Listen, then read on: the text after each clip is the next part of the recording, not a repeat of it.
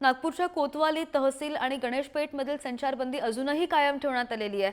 कोतवाली तहसील आणि Ganeshpeth police station हद्दीमध्ये अजूनही तणावपूर्ण शांतता असल्याचं पाहायला मिळत आहे। तीनही हद्दींमधील बाजारपेठा, शाळा आणि परिवहन अजूनही बंद राहणार आहे। पोलीस आयुक्तांकडून काल 6 भागांमधील संचारबंदी शिथिल करण्यात आली आहे। इतर भागांमधील संचारबंदी हटवण्यासाठी आज पोलीस आढावा घेणार आहेत।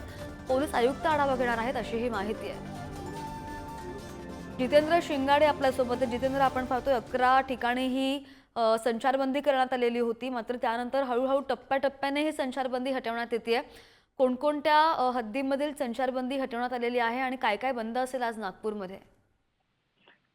श्रद्धा, सोमवारी रात्री जो हिंसाचार उसळलेला होता नागपुरात, त्यानंतर नागपुरातील 3 पोलीस आयुक्तांच्या झोनमधील 11 पोलीस ठाण्याच्या हद्दीमध्ये संचारबंदी लावण्यात आलेला होता। आता कालपासून जे आहे ते यात शिथिलता देण्यात आलेली आणि 6 पोलीस ठाण्याच्या हद्दीत दुपारी 2 ते 4 वाजेपर्यंत शिथिलता देण्यात आली आहे, तर 2 पोलीस ठाण्याच्या हद्दीमधील संपूर्णपणे कर्फ्यू हटवण्यात आलेला आहे।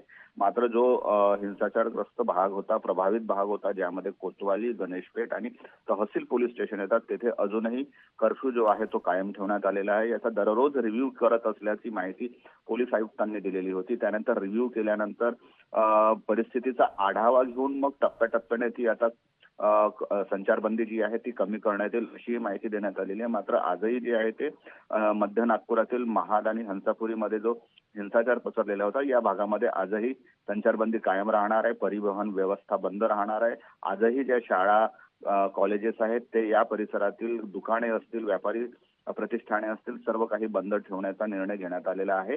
आज पुन्हा एकदा आढावा घेतला जाईल आणि त्यानंतर या संचारबंदीवर निर्णय घेण्यात येईल। अगदी तणावपूर्ण शांतता आहे आणि त्याच पार्श्वभूमीवर हा निर्णय।